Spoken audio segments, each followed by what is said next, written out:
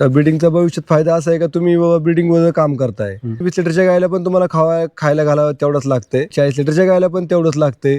फक्त फरक वाढतो. आणि तुमची मेहनत पण तेवढीच आहे, काय फरक नाही पडत. मग तुम्ही जर आहे तेवढ्या मेहनतीत जर तुम्हाला जर जास्त नफा भेटत असेल तर ब्रीडिंग वर काम केलं कधी पण चांगलंच आहे. आपल्या घरच्या कॉमन गाय असतील त्यांना तुम्ही एम्ब्रिओ करा, जेणेकरून तुमची 15 लिटरची गाय डायरेक्ट 25 लिटर देऊ शकते, 30 लिटर देऊ शकते. हिची 58 लिटरची कॅपॅसिटी आहे. नमस्कार मंडळी, मी सूरज मुके तुमचं फार्मिंग बाबाजी चॅनलवरती स्वागत करतो. मागं बघताय एचएफ गायींचा गोठा आहे, पण एकदम बाकीकडे साधा सुद्धा चालतो एचएफ गायींचा गोठा, तसा गोठा नाही. तर ब्रीडिंगवरती मोठ्या प्रमाणात चांगल्या प्रकारे काम केलं जातं. आणि टॉपची गाय जीचं कॅपॅसिटी 58 लिटरची कॅपॅसिटी आहे, अशा गायी आहे त्यांच्याकडे. एकदम उत्तम नियोजन आहे आणि नॉलेज पण खूप आहे एचएफ गायींचा आणि अनुभव पण खूप मोठा आहे यांचा. माझं नाव संदीप तुळशीराम वाडाने, गाव गुंडाळवाडी, तालुका खेड, जिल्हा पुणे. साधारणतः किती वर्ष झालं आपण एचएफ गायींचं पालन करतोय? साधारणतः आता 10-12 वर्ष झालं ना. पहिला गोठा कसा होता? पहिले आपल्या साधे गाय पारंपरिक नाही का, गावरान गाय असायच्या. पहिले कसं आहे का बाबा वैरण टाकायची, जी आहे ती दूध देईन ते देईन, बाकी कमी दिलं जास्त दिलं तरी असं हिशोबाने नाही का. आणि पहिल्या बांधून पण होत्या ना गोठा? पहिल्या बांधून पण असायच्या, रानात पण जायच्या चरायला. पहिल्या गायांचं असं नियोजन होतं. नंतर चेंजेस करून आलं बाबा गायला काय खायला घालायला पाहिजे किंवा काय करायला कुठला चारा दिला पाहिजे, मका दिली पाहिजे का नाही, मुरगाच दिला का नाही पाहिजे, सुका चारा किती दिला पाहिजे, ह्या गोष्टींचं असं नियोजन पुढं करत आपण बरंच काही चेंजेस करत गेलो आपण नाही का. ब्रीडिंगवर काम करत बुवा. मग नंतर एचएफ गाई पाहिजे, जास्त दुधावाली पाहिजे, 12ची 15, 15ची 20, 22 नाही का. असं करत पुढं गेलो. बऱ्यापैकी आपण आलोय आता. म्हणजे पहिले त्याला पण आपल्या गोट्यामध्ये 25 लिटर 28 लिटर गाई दूध देते. आणि टॉपची आता मी सांगितलं, आता टॉपची सांगितल्यापर्यंत 58 लिटर पिक पॉईंटला पण आपली गाई गेलेली आहेत आपल्या गोट्यामध्ये नाही का. आणि बऱ्यापैकी आता आपलं काम चालू झालेलं, त्यामध्ये 60% म्हणायचं आपण त्या लेवलला पोहोचलो. हळूहळू प्रगती होती, हळूहळू त्याच्यामध्ये चालली. आणि ही गोष्ट काही अशी एक गाई होणारी गोष्ट नाहीये का बाबा गेलेली लगेच पुढे आपण टॉपला 58 लिटरची गाय केली तयार किंवा 70 लिटरची 40 लिटरची, असं नाही होत या गोट्यामध्ये व्यवसायामध्ये. तर त्याच्यामध्ये तुम्हाला थोडंसं कष्ट घ्यावंच लागणार आहे. स्टेप बाय स्टेप तुम्ही पुढे जाऊ शकता. आणि टाइम पण गेला, तितके वर्ष पण गेले आणि टाइम पण गेला त्याच्यामध्ये. का बाबा आता याच्यामध्ये काय चेंज करायला पाहिजे, मग आपल्या गोट्यामध्ये कोणत्या गाय सिलेक्टेड ठेवल्या पाहिजे, मग चांगल्या गायींपासून सेक्सेल सिमेंट वापरून त्याच्यापासून आपली चांगली पैदास करायची. असं पुढं चालूच आहे आपलं कार्यक्रम. आणि आतापर्यंतच कालोडी पण तयार झाल्या आपल्या गोट्यामध्ये चांगल्या याच्या. सगळ्या काय एचएफ गाय आहेत बरोबर ना? आता 11 गाय मोठ्या आहेत आणि 4 कालवडी आहेत. आता इकडे मोक्त मध्ये फिरत असतात का बांधून असतात आतमध्ये? आता सकाळचं आपण 7 वाजता त्यांना आत घेतो. त्याच्यानंतर त्याला TMR आपलं सुका चारा वाला चारा मिक्स करून त्यांना टाकतो. त्याच्यावर कांडी पण असते. आणि आल्यानंतर आणि लगेच त्यानंतर आपण दूध काढून घेतो. दूध काढल्यानंतर 8:30ला गाया परत बाहेर असतात, 8:30-9 वाजता. आणि त्याच्यानंतर आपल्या गाया परत 5 वाजेश्वर आपण गोटे का बघतच नाही, फक्त पाण्याचं नियोजन हौद भरून ठेवायचा. म्हणजे दूध काढायला आणि फक्त चारा खायला आतमध्ये जातात? आतमध्ये. इतर वेळेस गाया बाहेर असतात मुक्त संचारमध्ये. चाऱ्यामध्ये यांना काय जातं? चाऱ्यामध्ये आता मग काय मेथी घास, म्हणजे आपला गावठी भाषेमध्ये इलायती गवत बोलतो आपण, त्याला मेथी घास पण बोलतात ते. आणि गहूभुस्सा किंवा आपल्या पेंडाचं भाताचं पेंडा असतो तो त्याच्यामध्ये मिक्स करून आपण देऊ शकतो त्यांना. आणि खुराकामध्ये काय देतं? आता खुराकामध्ये आपल्या कांडी पेंड आहे आणि मिनरल मिक्सचर, थोडा सोडा टाकतो आपण त्याच्यामध्ये नाही का, डायजेशनला चांगलं राहतं. आणि बाकी याच्यापेक्षा वेगळं काही द्यायची गरज येत नाही गायींना. फक्त कांडी पेंड सध्या आपल्याकडे ऑनलाईन. आणि काय तेच टाकतो आपण, दुसरं काय नाही. किती लिटरवाला किती दूध देतो काय हे? तसं 1 लिटरला 300 ग्रॅमच्या हिशोबाने, 10 लिटरला 3 किलो आपण असा हिशोबाने गायला आंबन देतो कांडी पेंड. आता 11 गाय मधून आता त्याच्यामधल्या काही गाभून आहेत, काही चालू आहेत. सध्या 8-9 त्याच्यातल्या चालू आहेत. आता आपल्या दूध किती चालतंय आता सध्या? दूध आपलं दोन्ही टायमाचं मिळून 180-85 पर्यंत आहे आता सध्या. आता मी पण सुरुवातीला सांगितलं की 58 लिटरची कॅपॅसिटीची. आता बरेचसे जण म्हणतील काही सांगताय, म्हणजे विश्वास नाही ठेवणार लोक. बरोबर आहे ना, साहजिकच आहे. कारण की इतक्या कॉमनली दिसत नाही आपल्या महाराष्ट्रामध्ये. खूप मोठे फार्म असतात, त्यांच्याकडे इतक्या कॅपॅसिटीच्या गाया दिसतात आपल्याकडे. बरोबर आहे. तर ती तुमच्या गोठ्यावर तयार झाली का विकत आणली, कशा प्रकारे? नाही, आता याच्यावर आपण ब्रीडिंगवरच काम करतोय ना. आता याच्याबद्दल आपण गोदरेजच्या फार्मवरून ती गाय आणलेली आहे, खास आपल्या ब्रीडिंग करता का, जेणेकरून आपली जी वंशावळ आहे पुढची हिचे. आता आपण जे 25-30 लिटर मध्ये खेळतोय, तर त्या अजून पुढच्या याच्यामध्ये आपल्याला काम करायचंय. म्हणून आपण एम्ब्रिओ पासून तयार झालेली गाय गोदरेजच्या फार्मवरून आणली. हिच्यापासून आपल्या अपेक्षित आहे का बाबा पुढची गाय भविष्यातली आपली 40-45 लिटरची दूध होईल, 35 लिटरची दुधाची म्हणजे त्याची कालवड पहिल्या वेळेला. हा, ह्या उद्देशाने आपण गुजरीमधून आपण 2 गायी आणलेली आहे त्यांच्याकडनं. म्हणजे बाहेरून गाय आणण्याचं कारण काय, त्या गायांची स्पेशालिटी काय आहे, वेगळं काय त्यांच्यामध्ये असं?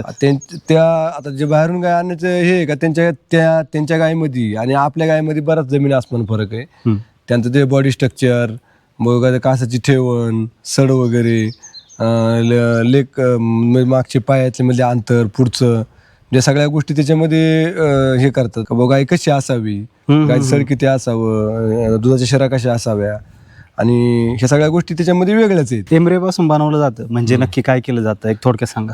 आता एम्ब्रियो म्हणजे कसं आहे का बाबा गायचं श्री बीज काढलं जातं त्याच्यामधून, आणि चांगल्या वळूचं रेकॉर्ड चांगलं आहे त्याच्या आईचं, तिच्या आजीचं पणजीचं नाही का, थोडक्यात शे रेकॉर्ड चांगलं, तो बुल त्यात सिलेक्ट केला जातो आणि चांगल्या दुधाची गायचं पासून श्री बीज काढलं जातं गोठ्यामधल्या, आणि त्यांचं ते कॉम्बिनेशन बाहेरच केलं जातं टेस्ट ऑफ बेबीमध्ये, आणि त्याच्यानुसार जो गर्भ बनतो तो आपल्या गायीमध्ये आपण टाकून घेतला का त्या आपल्या गायीत त्याच्यामध्ये काही गुणवत्ता येत नाही, ती गुणवत्ता सगळं त्याचीच येते, त्याचे श्री बीज काढलं त्याचं आणि जो चांगला बुल आपण सिलेक्ट केलं त्याचं, त्याच्यामुळे जी पुढची पिढी येते ती डायरेक्ट आपली पुढच्या याच्यामध्ये जातो आपण. बरोबर, थोडक्यात टेस्ट ऑफ बेबी राहतं पूर्णतः, जे काय ज्या गायीमधून वासरं येईल त्याचे गुण अजिबात येत नाही, गायचं अजिबात नाही, जे टॉपचे लावलेले असतात ते टॉपच म्हणजे थोडक्यात आपण जे 17-18 कॅरेट मध्ये खेळतोय किंवा 17 कॅरेट मध्ये खेळतोय डायरेक्ट, सोन्याच्या हिशोबाने जर बोललं तर आपण ते डायरेक्ट 24 कॅरेटला येतो, मग त्याच्यापासून जी पाहिजे होणार ती चांगलीच होणार आपल्याला. तुम्ही किती काय आणलं तिथे? आता 2 आणल्या तिकडनं. आता ही एक 58 लिटर वाली कॅपॅसिटी सांगितलं, दुसरी एक 26 लिटरची पहिल्या विचारला दिलं तिने, पहिल्या वेळेला 26 लिटर दिलं तिथं. हे तर तुम्ही बाहेरून आणलेल्या आणि तुमच्या गोठ्यावर तयार झालेलं सगळ्यात जास्त आपलं 27-28 लिटर पहिल्या विचारला आपल्याकडे दूध दिलेलं, म्हणजे तुम्ही चालू आहे चांगलं केलं. आपण ब्रीडिंग वर काम करून करून त्या लेवलला आता पोहोचलेलो आहे. आता जे 150-200 रुपयाला कांडी मिळते डॉक्टर, ते आपण नाही, ते लावतच नाही आता आपण. कोणत्या कंपनीचा लावतो? सध्या आता आपण एबीएस वरच काम करतोय सध्या आता, आणि एबीएस मध्येच गाय आता आपल्या गाभून पण आहेत, आणि काही आलं रिझल्ट एबीएसचा आपल्याकडे? आपल्या एबीएसचा आता सध्या रिझल्ट आता बाहेरचा हे करूनच आपण ऐकलं, सध्या आपल्या फॉर्म होतं नाही आलेलं नाही अजून. त्यांना चाऱ्यामध्ये तुम्ही सांगितलं गव्हाचा भुसा आहे, मका आहे, मुरगास मध्ये तुम्ही, कारण की आणि चांगल्या लिटरचे कॅपॅसिटी आहेत तुमच्याकडे, तर मग असं याच्यावरती दूध देतात का चांगलं? हा, देतात ना.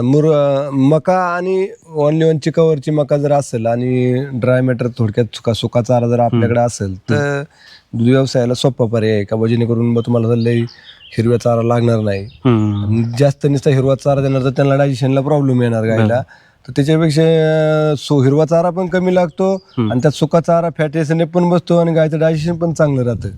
ह्याच्यावर तर सुका चारा असणं म्हणजे बेटरच आहे सगळं गायांना. सुका चारा हा पाहिजेच. किती टक्के सुका चारा आणि किती टक्के ओला चारा? थोडक्यात आता 70-30 करतोय आपण आता.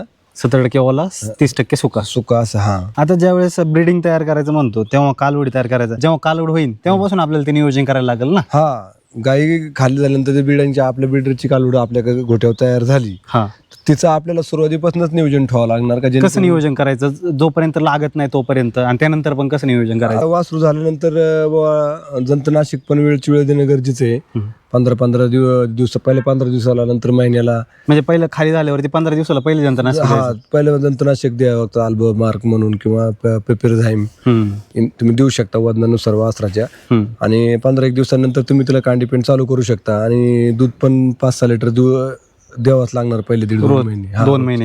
हा, 2 महिने 5-6 लिटर चालू ठेवायचं. हा, आणि नंतर तुम्ही जसं वासरू पुढे जाईल तसं कांडीपेंट वाढत जायचं, दूध कमी करून टाकायचं. लास्टच्या 3 महिन्याला दूध बंद करून टाकायचं. चारा कधीपासून द्यायला चालू करायचं? चारा 3 महिन्यानंतरच सुका चारा द्यायचा. फक्त सुका चारा द्यायचा? सुका चारा द्यायचा, हिरवा चारा नाही द्यायचा? हिरवा चारा द्यायचाच नाही पहिल्या 3 महिन्यामध्ये. कांडी बरोबर मिनरल मिक्सचर पण जात असेल ना तुमचं? हा, कांडी बरोबर समजा आपण TMR करतो ना त्याच्यावरच कांडीपेंट टाकून देतो, आणि त्याच्यावर मिनरल मिक्सचर काय 50-30 ग्रॅम सोडा. कॅल्शियम वगैरे काय देतो? कॅल्शियम वगैरे मध्ये काय तसं काय वापरायची शक्यतो गरज नाही पडत. चारा कसं असल्यामुळे बाकीच्या गोष्टी काय चारा याच्यामध्ये मेन चारा नियोजन महत्वाचं आहे तुम्हाला. बाकीच्या गोष्टींचा खर्च कमी होतो त्याच्यामुळे. चारा जर तुमचा चांगल्या क्वालिटीचा असेल तर बाकी तुम्हाला बाकी सप्लिमेंट द्यायची काही गरज नाही. मिनरल मिक्सचर चालू ठेवायचं, बाकी काही सप्लिमेंट द्यायची गरजच नाही तुम्हाला. किती महिन्यात तुमची कालवड लावायला येते? साधारणतः 12-14 महिन्यामध्ये होतेच. प्रत्येक वेळोवेळी जी लसीकरण असते गायांना आणि वासरांना पण जे लसीकरण खुरकुताचं असेल, परत लंपीचं असेल, फऱ्या रोगाचा असेल नाही का. किती लसीकरण करता आणि कधी कधी करता? तसं आता सध्या आपल्या सीझन नुसार राहते. सीझन नुसार जे लसीकरण येईल ते आपण करून गव्हर्नमेंट डॉक्टर कडून करता ना direct? गव्हर्नमेंट डॉक्टर कडून जिथं जे होतं ते सिजनेबल ते होऊन जातं, त्याचं काय प्रॉब्लेम. चाऱ्यामध्ये मुरघास करता तुम्ही? चाऱ्यामध्ये मुरघास पण करतो नाही का. जास्त पट्टीमध्ये आता मकाष्ट शिल्लक झाली, पावसाळ्यामध्ये जास्त करून मुरघासच वापरतो. बर. आणि हां, उन्हाळ्यामध्ये मका जास्त अवेलेबल झालं तर उन्हाळ्यात पण करून ठेवतो आपण नाही का. मग खास करून पावसाळ्यासाठी तयार करतो मुरघास? तयार करतो. नियोजन चाललंय आता का जेणेकरून आपण ओनली वन मुरघास चिकावरचीच मका गायला 12 महिने खायला भेटली पाहिजे, तेव्हा आपली गाय त्या पटीत दूध देऊ शकते पुढं. म्हणजे मुरघास जर टाकला तर अजून याच्यामध्ये दूध वाढू शकतं 100% वाढणारच. आणि किती एकरवरती चारा करतो? आता सध्या 3-4 एकर मध्ये आहे आपला चारा. काय बाहेरून विकत घ्यावा लागतो? लागतो कसं काय, नियोजन काही इकडे तिकडे झालं तर 1-2 महिन्यात चारा विकत घ्यावा लागतोच. काही पावसाळ्यामध्ये भात वगैरे असतं त्या जमिनीमध्ये, त्यामुळं घ्यावं लागतं. नाहीतर मग 3-4 एकर सलग चारा असेल तर काय गरज नाही पडत. काय गरज नाही बसणार. आणि ते पण मोरगाचं नियोजन झालं तर घ्यायची गरजच येणार. सुका चारा बाहेरून विकत घेतो. आता सगळ्यात महत्वाचा सगळ्यांचा प्रश्न, जो की अनेक गोठे हे तोट्यामध्ये जातात, फायद्यामध्ये येतात, रेट कमी जास्त होते, बरोबर. तुम्ही दूध कुठं घालताय आता? आता परागला दूध आहे आपलं, म्हणजे डेअरीलाच जाते. पहिलं कसं दूध जातं, कुठं जात होतं? पहिलं पण डेअरीलाच जात होतं. पहिल्यापासून डेअरीलाच. कधी लॉस मध्ये आले ह्या व्यवसायामध्ये? विषय कसा आहे का, लॉसमध्ये आपण जे कसं करतो त्याच्यावर अवलंबून राहतं. आणि लॉस किंवा फायदा हे तुम्ही काय करताय त्याच्यावर डिपेंड आहे. मग तुम्ही व्यवस्थित जर केलं तर लॉस शिकवतो ह्या व्यवसायामध्ये येतच नाहीये. बरं. आता तुम्ही जर व्यवस्थित मॅनेजमेंट केलं, गाय थोडाफार फायदा कमी जास्त होऊ शकतो. फायदा कमी जास्त होऊ शकतो, किंवा बाबा काही टायमाला आपण मायनस मध्ये पण येऊ शकतो बाबा, जेणेकरून जो आपला नफा आहे आपला नफा पण राहू शकत नाही. असे 1-2 महिने वर्षातले येऊ शकतात. मग 365 दिवस येतं, त्याचे 65 दिवस तसे येऊ शकतात का जेणेकरून आपण मायनस मध्ये असू शकतो. असतो तर काय प्रॉब्लेम नाही, तेवढा तर आपला सण करावा. पण आपले बाकीचे 300 दिवस आपण फायद्यामध्ये आहे ना, मग तो पण त्याचा विचार करावा लागतो.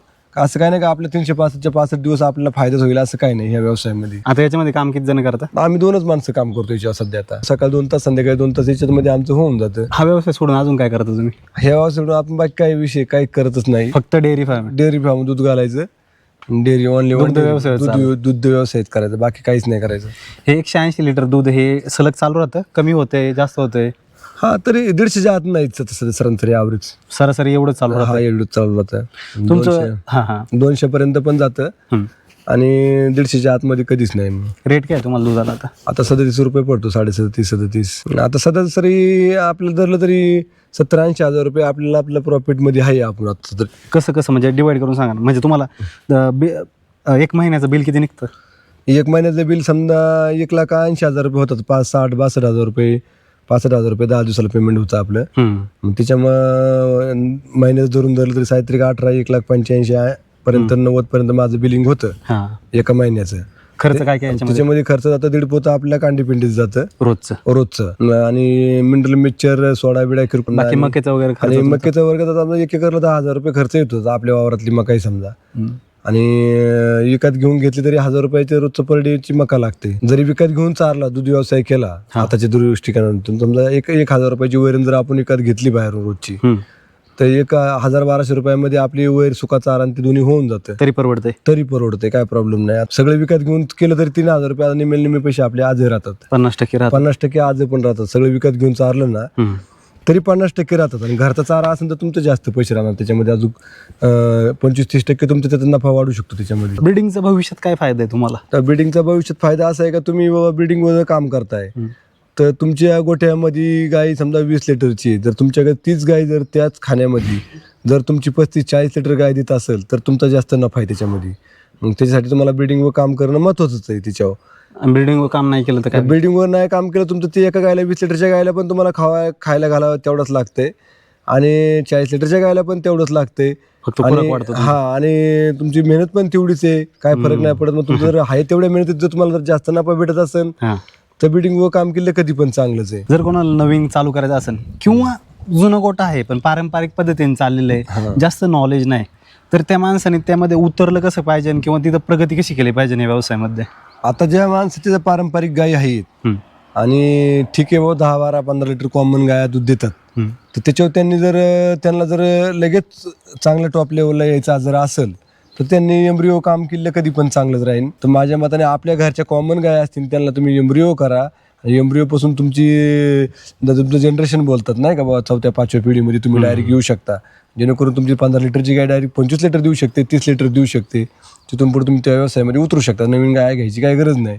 आता 10 लिटरच्या गाईला जर एम्ब्रिओ केलं डायरेक्ट ते किती लिटर दूध देईल? ती तुमच्या एम्ब्रिओनुसार तुमची गाय 25-30+ दूध देणार. तुमचं पहिल्या वेताला पहिल्या वेतालाच देणार, कारण तुमची जी क्वालिटी आहे ती गायची मधली क्वालिटी येणारच नाही तुम्हाला. 12-15 लिटर तुम्ही किती बाहेर विकत आणून तरी पण मिळू नाही शकणार. तुम्हाला ती एम्ब्रिओ मधून मिळणार. पण एम्ब्रिओला त्या वाटीत खर्च पण येतो आणि तेवढी तुमची मानसिकता पण ठेवायची, जेणेकरून आपला दूध व्यवसाय खरोखरच करायचा. तर एम्ब्रिओ पासूनच सुरुवात केली पाहिजे. जर एम्ब्रिओ कोणाला करायचंय याची माहिती कुठं मिळेल, हे कोण करून देतं आणि किती खर्च येईल अंदाजे? साध्या आता गोदरेज कंपनीकडून आपण एम्ब्रिओ करत होतो आणि चालू पण करतात पण, आणि चांगली कंपनी आहे ती. आणि ते 12-13 हजार रुपयामध्ये तुम्हाला एम्ब्रिओ करून देतात. तुम्हाला पूर्ण प्रोसेसचा खर्च राहतो? पूर्ण प्रोसेसचा खर्च आहे. आणि त्याच्यानंतर बाकी काय तुम्हाला काय खर्च नाही. 12-13 हजारामध्ये तुम्हाला एम्ब्रिओ करून देणार आणि जी होणारी पिढी तुमची चांगली होणार आहे. बाकी काय एक्स्ट्रा असा खर्च येतो असं काय नाही.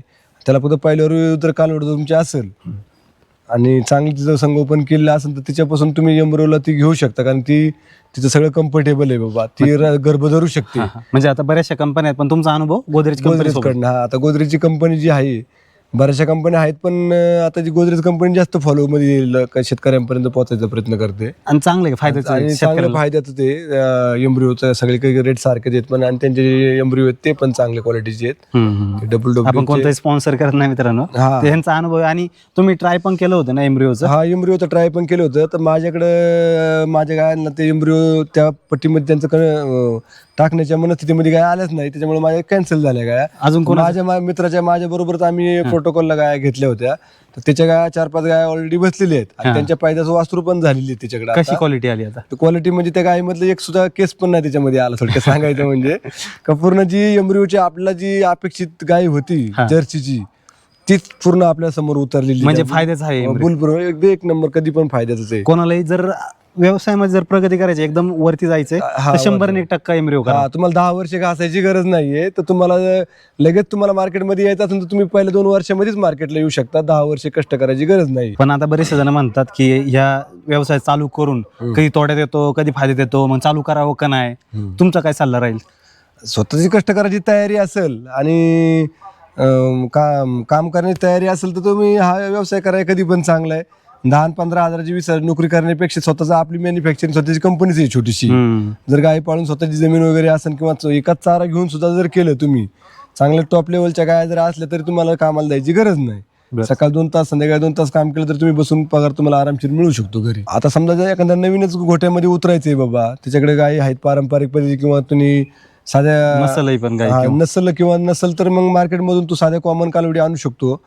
आणि लागा आलेल्या समजा 10 महिन्याच्या कालवडी, 2-4 महिने त्यांना व्यवस्थित खायला प्यायला घालून माझं आणून त्यांना एम्ब्रिओ भरून घेतलं तर तुमची सुरुवात तिथून स्टार्ट होईल. आणि त्यांना मुक्त संचार छोटासा केला तरी होऊन जाईल. असं काय नाही का लगेच काय तुम्हाला जास्त भांडवल घालावं लागेल असं काय नाही. तुमचा जसा जुना गोठा होता यांचा मित्रांनो, एकदम साधा गोठा होता, कमी हाईटचा गोठा होता. आता तरी हाईट वगैरे जास्त दिली, तसा गोठा सुरुवातीला बांधला तरी चालून जाईल. हा, काय प्रॉब्लेम नाही. काय तुमचं साधा असेल, तुमचं झाडं असतील आंब्याची, उन्हाळ्यामध्ये आंब्याच्या झाडाखाली तुम्ही 2-4 गायांचं नियोजन करू शकता, बांधू शकता.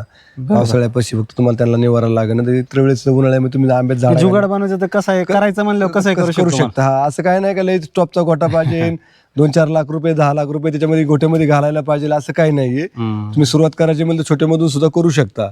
ज्यावेळेस तुमच्या गाया तुमचं प्रोडक्शन चालू होईल, तुमच्या गाया चांगल्या होतील, त्यावेळेस तुम्ही आपोआपच पुढच्या पथावर जाऊ शकता आरामशीर. तुम्हाला पदरचे पैसे घालायला गरज नाही याची. तुमचा हा सल्ला मला एकदम जास्त आवडला मित्रांनो. ज्यांना सुरुवात करायची, कालवडी घेऊन त्या लावायला नाही सांगितलं त्यांनी. ते म्हटले की एम्ब्रिओवरती खर्च करा आणि तिथून म्हणजे जे लोकांना 15-20 वर्ष लागल्यात ब्रीडिंग वरती काम करायला, तुम्ही 3-4 वर्षामध्ये सगळं सेट होऊन जाईल. सेट होऊन जाणार. तुम्ही गोठ्यात जास्त फायद्याच्या गाया तयार होणार नफ्याच्या. बरोबर. त्यातून तुम्हाला जास्त दूध व्यवसाय, जास्त दूध जास्त नफा. हा, त्यातलं गुरुकिल्लीच म्हणे थोडक्यात सांगायचं का. जास्त दूध गायने दिलं तर तुमचा जास्त नफा आहे त्याच्यामध्ये. दुधापासून पण नफा जास्त आहे. तुमची जी ब्रीड तयार होणार त्याच्यापासून पण डबल नफा आहे. डबल नफा आहे तुमचा. तुमच्या गोठ्यामध्ये तुम्हाला असं वाटलंय बाबा 20-25 गाया तयार झाल्यात, आता आपल्या ब्रीडची कालवड द्यायची, तुम्ही रेकॉर्ड ठुताय सगळं.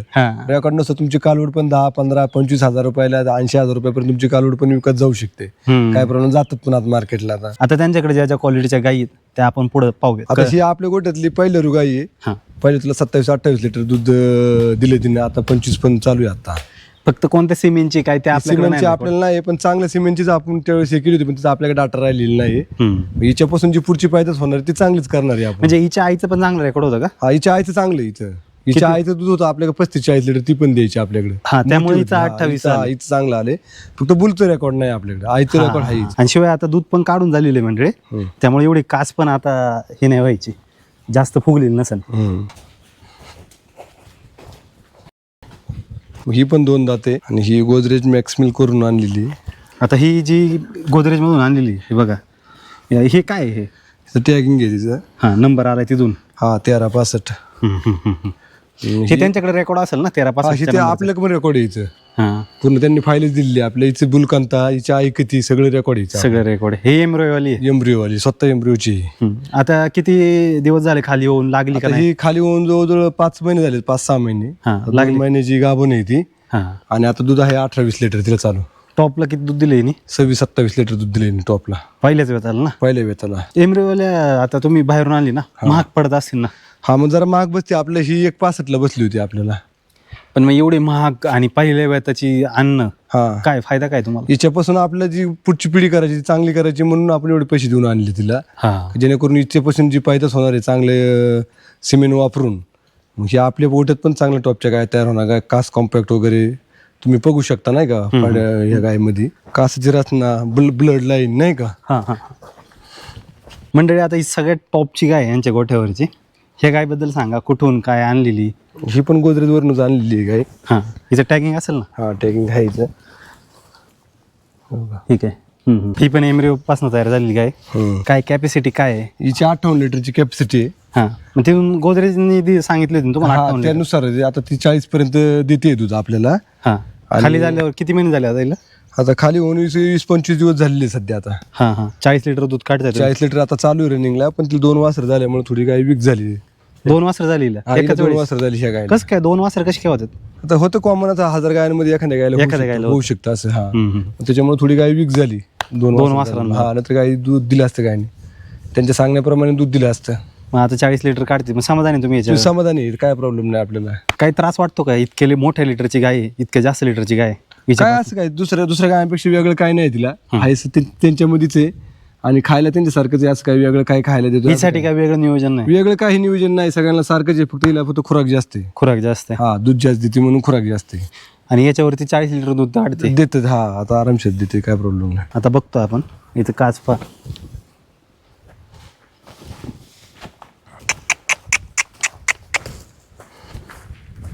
तर मंडळी एच एफ गायींमध्ये कशा प्रकारे आपण जे काही नवीन टेक्नॉलॉजी आहे त्याचा उपयोग करून गोठा आपला चांगल्या प्रकारे पुढं नेऊ शकतो, हा व्यवसाय पुढे नेऊ शकतो, ह्या व्हिडिओमध्ये आपण पूर्ण माहिती पाहिली.